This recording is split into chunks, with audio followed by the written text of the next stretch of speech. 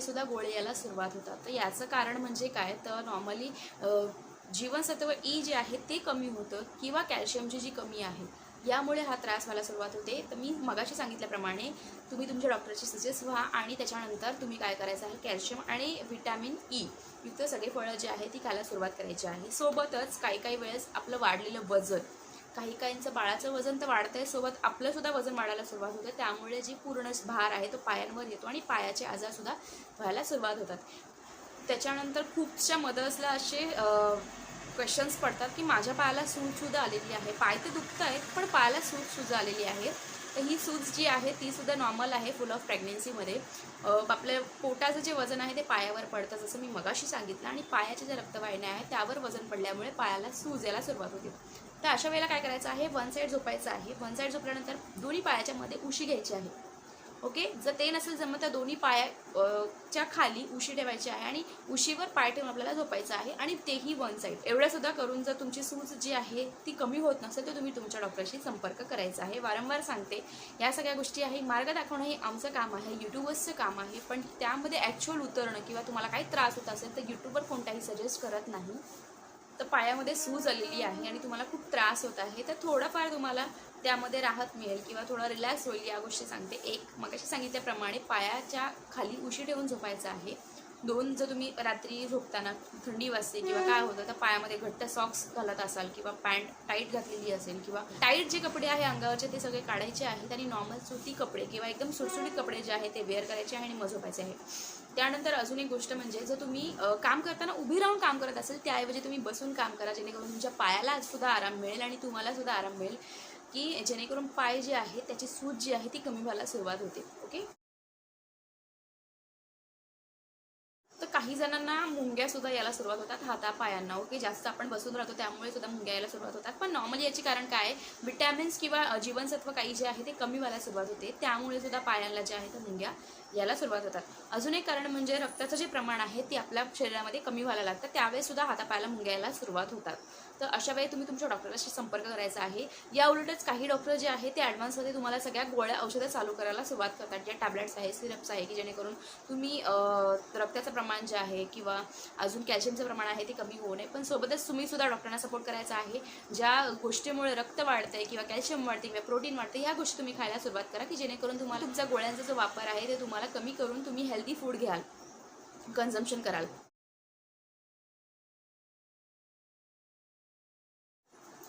तर काही जणांना पित्ताचा त्रास व्हायला लागतो आणि छातीत जळजळ, ॲसिडिटी व्हायला लागते. तर काय करायचं आहे, पित्ताचा त्रास होतोय म्हणजे पहिल्या 3 महिन्यामध्ये आणि लास्टच्या 8व्या आणि 9व्या लास्टच्या 2 महिन्यामध्ये हा त्रास जास्त व्हायला सुरुवात लागते. तर पहिल्या ज्या 3 महिन्यामध्ये तुम्हाला त्रास होतोय तर ह्याच्या नॉर्मल पहिल्या 3 महिन्यामध्ये नॉर्मली होतो आणि लास्टच्या 2 महिन्यामध्ये. तर काय होतं, लास्टच्या 2 महिन्यामध्ये का होतो याचं कारण म्हणजे पोटामध्ये जे बाळ आहे ते आता वाढायला सुरुवात झालेली आहे, त्याचा जो आकार आहे तो खूप प्रमाणात वाढायला सुरुवात आहे. त्यामुळे काय होतं, आतड्यांची हालचाल व्हायला सुरुवात होते आणि ज्यावेळेस आतड्यांची हालचाल व्हायला सुरुवात होते त्यामुळे ॲसिडिटीचं प्रमाण जे आहे ते वाढतं.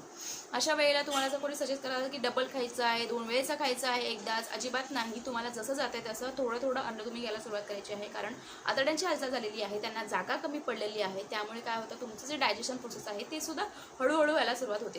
तुम्ही काय कराल, एकदाच खाल आणि त्याच्यानंतर पाणी प्याल आणि झोपून जाल असं चालणार नाही. त्यामुळे जळजळ आणि पित्ताचं जे प्रमाण आहे ते अजिबात कमी होणार नाही.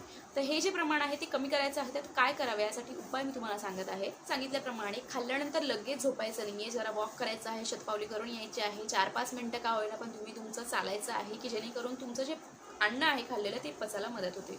सेकंड थिंग म्हणजे तुम्ही कमी प्रमाणात खायचं आहे. जसं मी मगाशी सांगितलं, कमी प्रमाणात खा, जास्त खा पण कमी प्रमाणात खा. 2-2 आवरचा किंवा 1-1 तासाचा अंतर तुम्ही त्याच्यामध्ये ठेवायचा आहे. तेलकट, तिखट किंवा मसालेदार पदार्थ आहे ते सगळे शक्यतो अवॉइड करायचं आहे. पित्ताचं जास्त कारण किंवा जळजळ व्हायचं, छातीमध्ये जळजळ व्हायचं जास्त कारण म्हणजे ह्याच गोष्टी आहे की मसालेदार खाणं किंवा बाहेरचं खाणं किंवा चटपटीत खाणं. प्रेग्नेन्सीमध्ये खूप चटक लागलेली असते, प्रत्येकाला चटक लागलेली असते, पण याचे जे दुष्परिणाम आहे ते सुद्धा आपल्याला भोगावे लागतात. आणि अशा वेळेस कमी पावरच्या ज्या औषधं आहेत ते आपल्याला घ्यावे लागतात आणि जे आपल्याला सोल्युशन आहे किंवा रिझल्ट आहे तो फार कमी प्रमाणात मिळतो आणि त्याचा त्राससुद्धा आपल्यालाच होतो. म्हणून काय करायचं आहे, खाणं जे आहे ते कंट्रोलमध्ये ठेवायचं आहे. त्याच्यानंतर काय करायचं आहे, झोपताना डोक्याखाली उंच उशी ठेवायची आहे आणि मग झोपायचं आहे. त्यानंतर काय करायचं आहे, जर तुमची झोपायची पद्धत अशी असेल तर तुम्ही थोडंसं असं झोपायचं आहे. हे डोक्याखाली छान अशी उशी ठेवायची आहे, जेणेकरून तुम्हाला पित्त किंवा जळजळ किंवा छातीमध्ये असं काही ॲसिडीचा त्रास होत असेल तर तो पटकन कमी व्हायला सुरुवात होते. महिन्यानंतर खूप जणांना धाप लागण्याचा किंवा दम लागतोय, थोडंसं तरी चाललंय तरी दम लागतोय असा त्रास जाणवायला सुरुवात होते. रिलॅक्स ह्या गोष्टी, आता कोविडची सिच्युएशन आहे त्यामुळे दम लागणं किंवा धाप लागणे यामुळे प्रेग्नेन्सीमध्ये बायका खूप जास्त घाबरतात. रिलॅक्स व्हायचं आहे, कारण 7व्या महिन्यानंतर हा जो त्रास आहे तो वाढायला सुरुवात होते. का? गर्भाशय वाढते, बाळाचं वजन वाढते, आकार वाढतो, त्यामुळे काय होतं, फुफ्फुसाचा जे भाग आहे तो थोडासा दाबला जातो वरच्या साईड. गर्भाशयाचा दाब जो आहे तो फुफ्फुसांवर पडल्यामुळे आपल्याला धाप लागते किंवा दम लागतो असा प्रॉब्लेम व्हायची शक्यता असते. शक्यतो 8व्या महिन्यानंतर काय होतं, हा जो त्रास आहे तो कमी व्हायला सुरुवात होते. याचं कारण सुद्धा आहे की 8व्या महिन्यानंतर खाली सरकायला सुरुवात होतं, त्याचं जे डोकं आहे ते खालच्या प्रमाणात किंवा खाली यायला लागतं. त्यामुळे काय होतं, आपल्याला जो हा त्रास आहे तो कमी व्हायला सुरुवात होते. उलट जर तुम्हाला असं उभं सुद्धा राहता येत नाहीये किंवा चालता सुद्धा येत नाहीये, इतका जर तुम्हाला त्रास होत असेल तर लगेच डॉक्टरकडे जायचं आहे. अजिबात कुठली व्हिडिओ बघायची गरज नाहीये किंवा कोणाचं सजेशन घ्यायची गरज आहे. उलट 7व्या ते 8व्या महिन्यानंतर एखादा महिना किंवा 1.5 महिना हा जर त्रास होत असेल तुम्हाला तर नॉर्मल आहे. खूप जणांना प्रेग्नन्सीमध्ये स्मेल आवडत नाही. जी गोष्ट आपल्याला आवडते ना ती गोष्ट कधी नापसंत होते ना आपल्याला कळत सुद्धा नाही. अशा वेळेला काय करायचं आहे, कुठल्याही डॉक्टरचा ॲडवाईस घ्यायची गरज नाही आहे, कारण तोंडाची चव जाणे किंवा वास आवडत नाही कुठल्या गोष्टीचा हे एकदम नॉर्मल आहे. त्यासाठी तुम्हाला डॉक्टरसुद्धा काहीच औषधं किंवा काहीच देणार नाही आहे. तुम्हाला जी गोष्ट आवडत नाही किंवा ज्या गोष्टीच्या वासाने तुम्हाला त्रास होत आहे ती गोष्ट तुम्ही काय करायची आहे, इग्नोर करायची आहे, थोडंसं त्याच्यापासून लांब यायचं. 3ऱ्या ते 4थ्या महिन्यानंतर ह्या गोष्टीपासून थोडंसं रिलॅक्स व्हायला सुरुवात होते, कारण जो वास आहे तो नॉर्मल आपल्याला व्हायला सुरुवात जाते.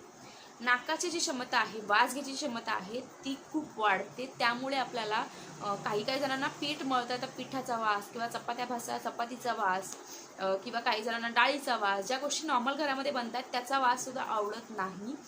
तर ही जी गोष्ट आहे ती एकदम नॉर्मल आहे. काही गरज नाही आहे कुठल्या डॉक्टरकडे जायची किंवा काही औषधं घ्यायची. जी गोष्ट आवडते किंवा ज्या गोष्टी खाऊशी वाटतात त्या तुम्ही खायच्या आहेत. जंक फूडपासून लांब राहायचं आहे. नॉर्मली डिस्चार्ज, तर पहिल्या 3 महिन्यामध्ये डिस्चार्ज जो आहे तो नॉर्मल असतो. नाही असं काहीच नाही आहे. काही प्रेग्नन्सीमध्ये नसतो, काही प्रेग्नन्सीमध्ये असतो, पण शक्यतो पहिल्या 3 महिन्यामध्ये आणि लास्टच्या ज्या शेवटचे 15 दिवस आहे त्यावेळेस जो स्त्राव आहे तो वाढायला सुरुवात होती.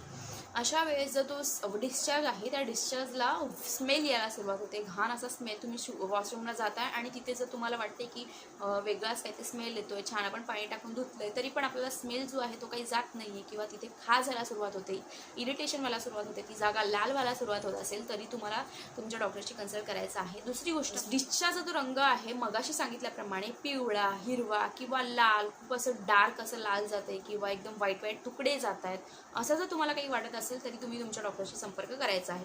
लास्टच्या महिन्यामध्ये 15 दिवसांमध्ये स्त्राव येणं हे नॉर्मल आहे, कारण या उलट लास्टच्या ज्या 9 मंथमध्ये 15 जे दिवस राहिलेले असतात किंवा प्रेग्नन्सीचं डिलेव्हरी जी आहे ती जवळ आलेली असते त्यावेळेस काय होतं, तुमचा वाईट डिस्चार्ज व्हायला सुरुवात होते. आणि सगळ्यात लास्ट ॲट द एंड ज्यावेळेस डिलेव्हरी होणार आहे त्यावेळेस म्युकस प्लग नावाचा जो डिस्चार्ज आहे तो रिलीज होतो. ज्यावेळेस डिलेव्हरी होणार आहे त्यावेळेस म्युकस प्लग जो आहे तो रिलीज होतो. गर्भाशय एक नॉर्मली फुग्यासारखं आहे, जसं जसं बाळ वाढते तसं तसं जे गर्भाशय आहे ते फुलत जातं.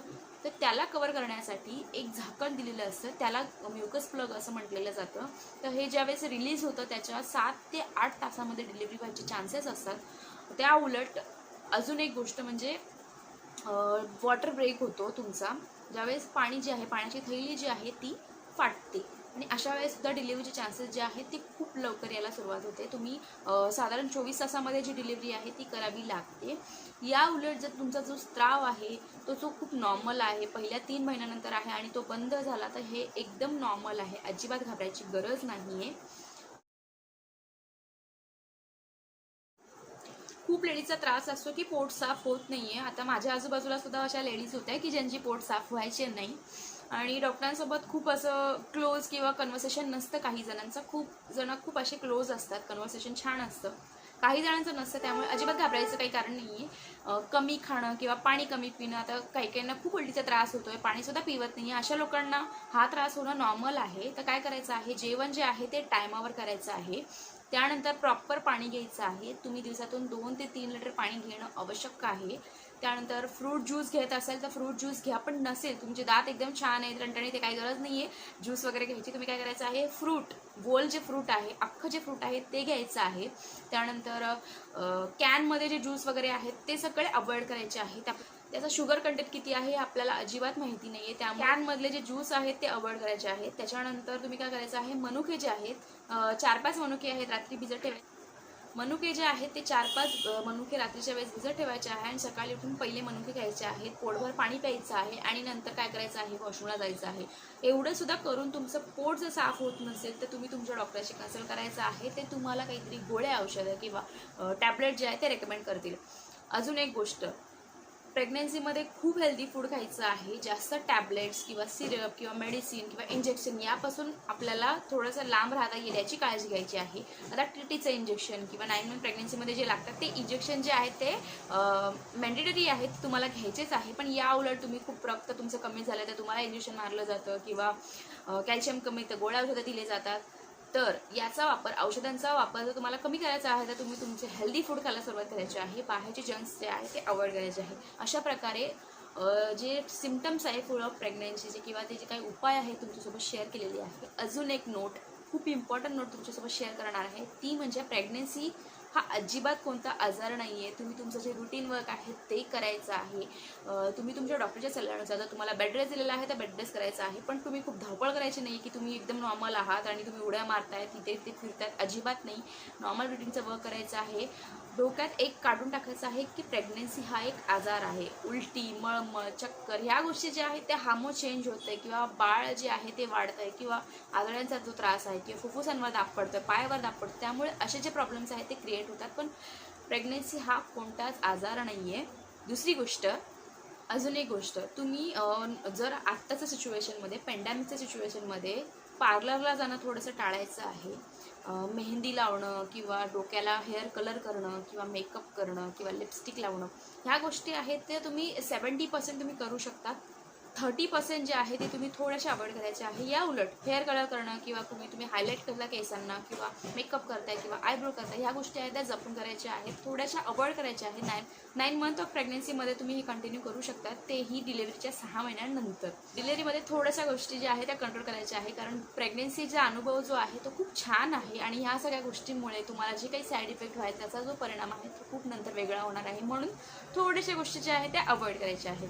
आशा आहे माझ्या व्हिडिओमुळे तुमचा जो त्रास आहे किंवा तुम्हाला काय त्रास होत आहे याच्याबद्दल तुम्हाला थोडंसं नॉलेज आलं असेल आणि प्रेग्नन्सी हा आजार नाही आहे हे तुमच्या एक क्लिकमध्ये लक्षात आलं असेल.